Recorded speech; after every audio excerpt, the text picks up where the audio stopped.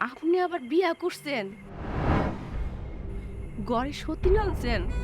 হায় আল্লাহ, আমার এখন কি হইব গো?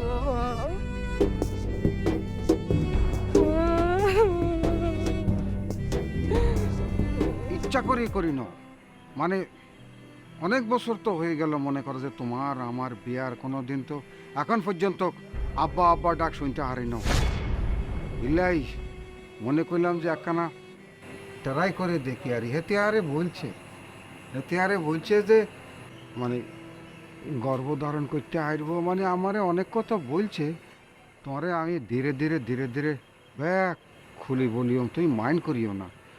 কত বছর আমি আব্বা ডাক শোনানোর লাই রেনি চাই থাকি, আল্লাহর কাছে কত মিনতি করছি যে আল্লাহ একখান বাচ্চা আঙ্গুর ঘরে হয় না।